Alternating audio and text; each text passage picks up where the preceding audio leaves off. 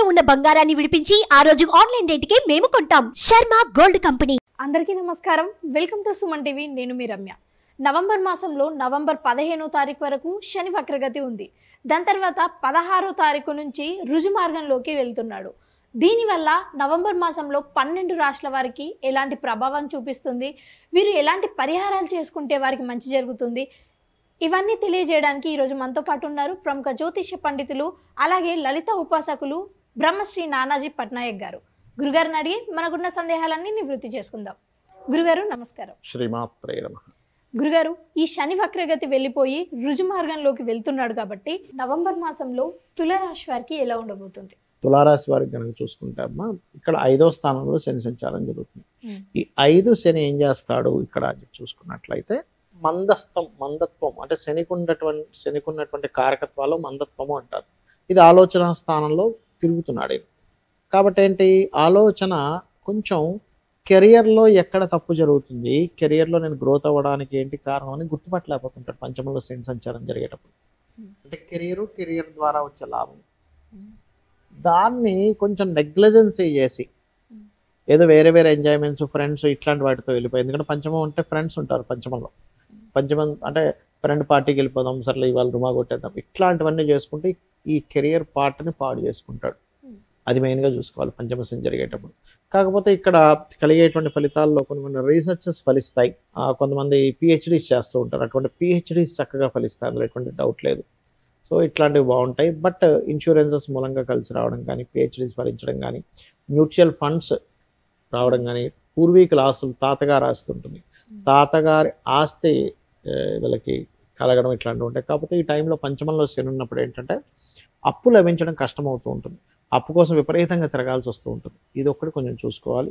వ్యాపారాలు చేసే వాళ్ళు కూడా కొంచెం ఎక్కువ కాన్సన్ట్రేషన్ చేయాలి. ఏమాత్రం కొంచెం మందత్వం కదా, నిద్ర వస్తూ ఉంటుంది పంచమంలో శని ఉన్నప్పుడు సర్వసాధారణంగా. ఏంటంటే పడుకుందాంలే, రెస్ట్ తీసుకుందాంలే అనే ఫీలింగ్ కలుగుతూ ఉంటుంది.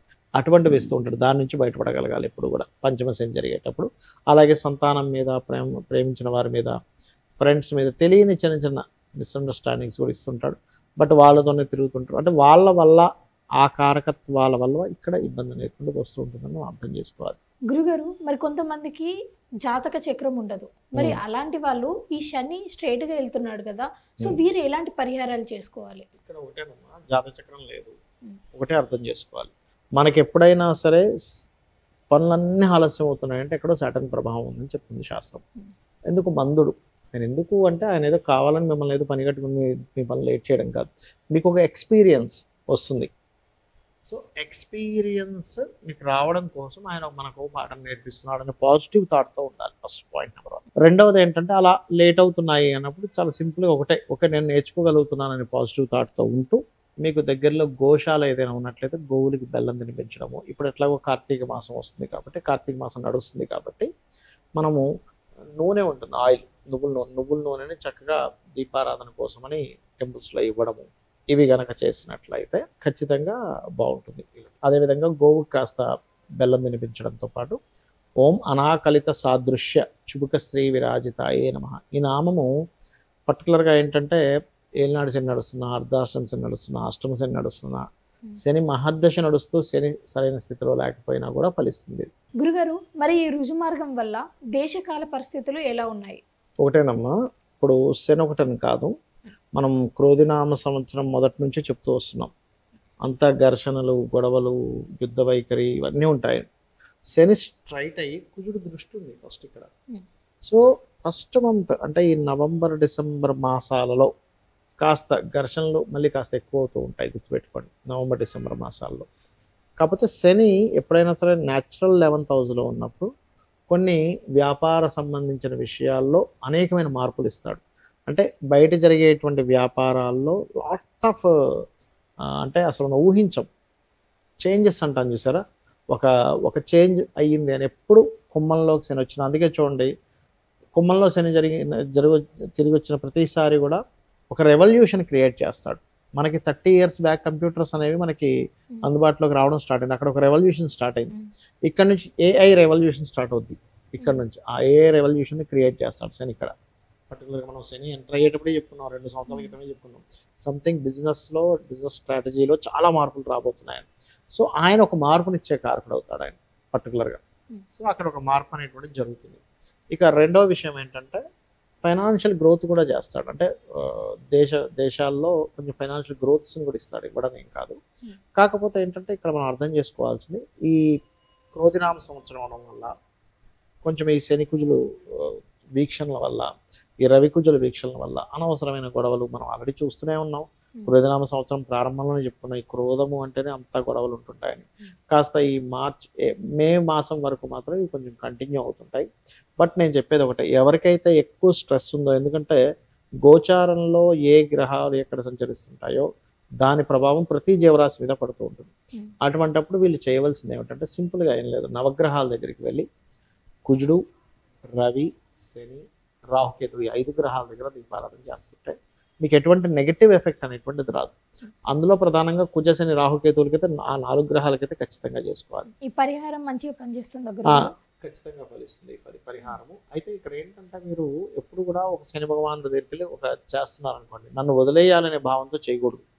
స్వామి నీ అనుగ్రహం బాగుండాలి. వదిలేయమంటే ఎలా ఉంటుందంటే శనే మనకు ఆయుష్నిచ్చే కారకుడు అమ్మ, వర్క్నిచ్చే కారకుడు, వ్యాపారాల్లో లాభాన్ని ఇచ్చే కారకుడు. వదిలేస్తే అవి కూడా పోతాయి. ఇప్పుడు మనకి ఎగ్జాంపుల్ సూర్యకాంతి ఎక్కువ పడుతుంది, సూర్యుడే ఉండకూడదు అనుకోకూడదు, గొడుగు వేసుకోవాలి. సూర్యుడు వద్దనుకుంటే అట్లా మనం గొడుగు వేసుకోవాలి అంతే. అర్థమైందా? అట్లా ఏంటంటే శని భగవానుడు మనకి ఆయుష్ని ఇవ్వాలన్న ఆయనే. ఒక జన్మజాతకంలో ఎన్ని యోగాలున్నా ఆయుష్ లేకపోతే వేస్ట్, వర్క్ లేకపోతే వేస్ట్. పని లేదనుకోండి ఏం చేస్తాం చెప్పండి? కెరియర్ లేదు, బిజినెస్ లేదు, మనం అసలు గుర్తింపు ఉండదు మనిషికి. సో బిజినెస్ కానీ కెరియర్ కానీ ఆయుష్ కానీ ఇచ్చేది మెయిన్గా వీళ్ళే, శని భగవానుడు. అందుకని ఏంటంటే మనం కరెక్ట్ కర్మలు చేస్తున్నాం అనుకోండి, ఆయన కరెక్ట్ రిజల్ట్స్ ఇస్తాడు. అది పూర్వజన్మలో కాదు, ఈ జన్మలో కూడా మనం అందరం ఏమనుకుంటామంటే ఏంటో నాకు రావట్లేదు, ఎంత కరెక్ట్గా ఉన్నా అనుకుంటాం. కానీ అదేం కాదు, కరెక్ట్గా ఉన్నవాడికి ఎప్పుడైనా విజయం ఉంటుంది. ఏదో అడ్డదారుల్లో వెళ్ళేవాడికి ఆ రోజుకి ఏదో విజయం ఉంటుంది, కానీ లాంగ్ టర్మ్లో బ్యాడ్ ఎఫెక్ట్ అనేటువంటిది ఖచ్చితంగా ఉంటుంది. కాబట్టి నేను ఒకటే చెప్తా, మీరు ఏనాడు శని, అర్ధాష్టమి శని, అష్టమి శని నడిచేటువంటి వారికి ఒకటే చెప్తాను ఏంటంటే మధ్యాహ్నం పూట నిద్రపోకండి, కాస్త వాకింగ్, జాగింగ్, ఎక్సర్సైజెస్ లాంటివి చేయండి. నిద్రపోయారంటే ప్రభావం ఎక్కువగా ఉంటుంది. ఒక పని 4 సార్లు అవుతుంటే ఓకే నాకు నేర్చుకునే అవకాశం వస్తుంది అనుకోండి, కాస్త నూనె లాంటి దానం ఇవ్వండి, గోవులకి బెల్లం తినిపించండి, ఓం అనాకలిత సాదృశ్య చుబుక శ్రీ విరాజితాయ నమః చేసుకోండి. రావి చెట్టు చుట్టూ కానీ, ఆంజనేయ స్వామి చుట్టూ కానీ, లక్ష్మీనరసింహస్వామి ఆరాధన కానీ, అంటే ఈ టెంపుల్స్కి వెళ్ళి ప్రదక్షిణం చేయండి. ఖచ్చితంగా ఏమవుతుందంటే అక్కడ నుంచి వీళ్ళకి చేంజ్ 100% చూస్తారు.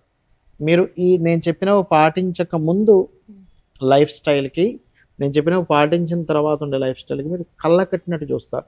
అంటే అప్పటి వరకు అసలు దేనికోసం బ్రతుకుతున్నామా ఏమిటిది అనుకునేటువంటి ఒక నిరుత్సాహంలో ఉన్నటువంటి వ్యక్తి అక్కడి నుంచి ఉత్సాహం అనేటువంటిది 100% పెరుగుతుంది. గురుగారు, ఈ రాశి వారికి ఎలా ఉండబోతుంది, ఎలాంటి పరిహారాలు చేసుకుంటే మంచి జరుగుతుంది, ఇవన్నీ కూడా చాలా స్పష్టంగా తెలియజేశారు. మీకు నా ధన్యవాదాలు. శ్రీమాత్రే నమః.